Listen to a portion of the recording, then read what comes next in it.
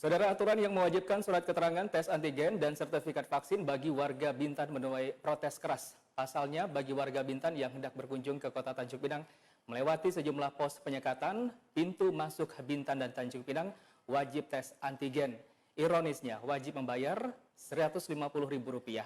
Aturan ini mendapatkan kecaman keras dari pejabat hingga kelompok organisasi di Bintan.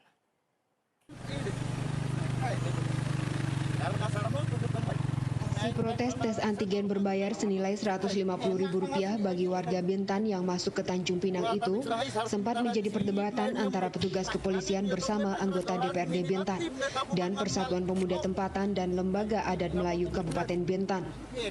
Kedatangan mereka di posko penyekatan ini guna mempertanyakan penerapan tes antigen berbayar yang diberlakukan oleh pihak Kimia Farma. Menurut mereka, kebijakan tes antigen berbayar di titik penyekatan perbatasan Tanjung Pinang Bintan yang diterapkan oleh Pemko Tanjung Pinang ini tidak manusiawi. Sedangkan di dalam surat edaran Gubernur Kepri Ansar Ahmad tidak pernah mewajibkan suatu daerah untuk memungut biaya dari tes antigen.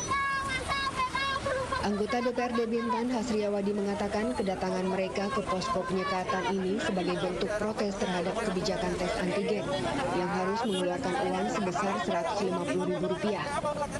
Selain itu, petugas medis yang bertugas di posko penyekatan tidak memiliki surat tugas sehingga dinilai janggal dan tidak bisa dipertanggungjawabkan. Mendapat dukungan dari kawan-kawan DPR ya, yang cinta terhadap masyarakat Bintan, yang boleh saya katakan ya sangat tidak manusiawi. Kenapa saya katakan begitu? Sekian tahun, puluhan tahun mereka yang beraktivitas ke Tanjung Pinang hanya menjual dagangannya, hanya menjual hasil kebunnya, harus menangis di depan pintu kami. Tolong memperjuangkan. Dan kalau kita ikut aturan ya, memang Tanjung Pinang, memang Bintan ini juga melaksanakan PPKM dan kami boleh katakanlah ya, kawan-kawan boleh lihat. Ada nggak keributan di Kabupaten Bintan? Kami sangat kondusif. Kami memantau. Tidak seperti Tanjung Pinang. Kami bukan mengintervensi pimpinan Tanjung Pinang. Tidak sama sekali.